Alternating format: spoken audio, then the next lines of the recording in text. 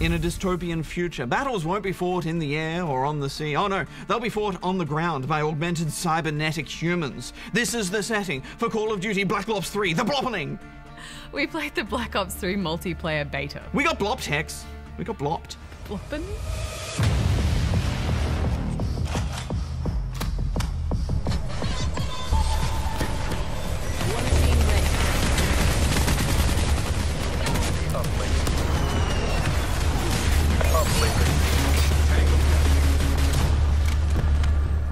Ah, Hex, another year goes by, another Call of Duty appears on the horizon. Sunrise, sunset. Yes, indeed, Barjo. It is that time of year again to sit down, jump into a match, mute most of the party, and rack up points to the familiar rock and roll anthem that is Call of Duty. Eliminate the objective. We played this beta on PS4, which was just a handful of modes and maps. But to give you an idea of the setting, Black Ops 3 takes place many years after Black Ops 2. The world has changed quite a lot due to futuristic conflict, and the levels we played represent this quite well. Outline down. The map Evac is set on top of a skyscraper overgrown with nature and in disrepair. There's a snow bunker of sorts in Switzerland, and a tropical oasis map as well. KIA. Well, the first thing you notice with these maps is that they have clear direction.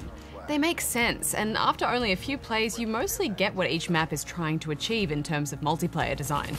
You can easily identify their main paths, some advantages and disadvantages of certain areas, ambush and sniper spots. Sniper, get down! They're great maps. Yeah, and nowhere feels safe. Oh, totally. You have to keep moving at all times. There's always someone aiming at you from somewhere. I was quite surprised at how colourful and diverse the terrain was as well.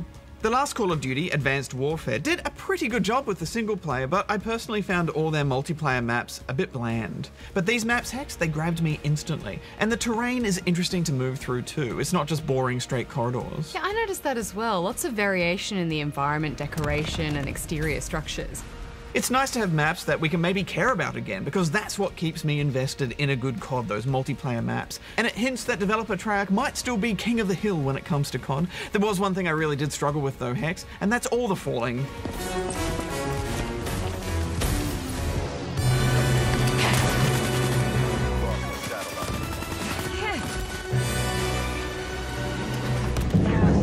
Running down. So much pointless You death. fell with grace, Barjo. But yes, there are many holes in each map that you'll need to memorize. And they're placed so subtly too. Little corridors and spots just begging for you to try and pass through, and then merciless death. Hostile hellstorm overhead. One of the biggest changes to this COD is the movement system, and that you can now wall run. This can be changed with jetpack jumps and slides.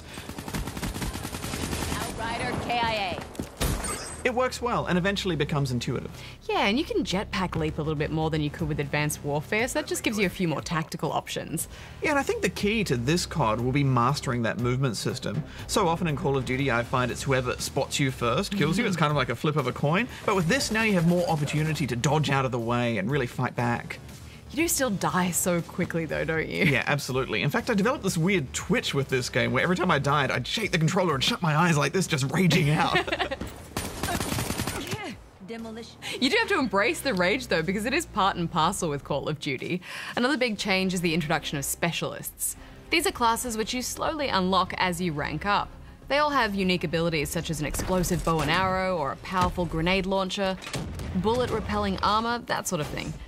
They dropped our flag. As you play, your ability charges up and then you pick the right moment to unleash it. Run down.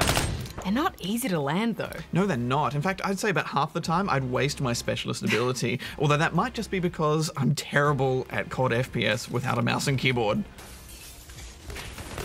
Our robot has been rebooted. I like that there are classes now though, Hex, but I'm still not sold on these abilities. They just don't feel very exciting. Yeah, and some of them do feel a bit pointless, like that glitch one that sort of teleports you back a few moments.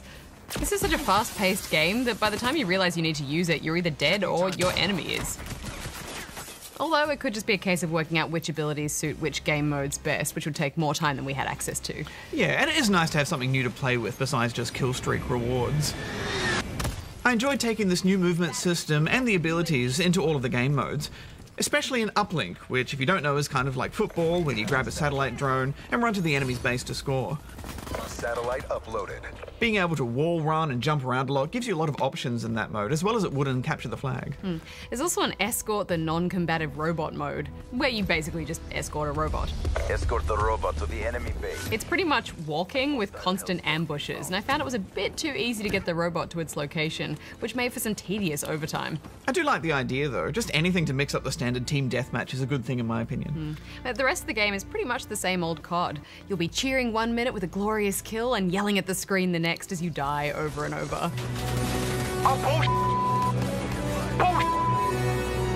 Funny kids!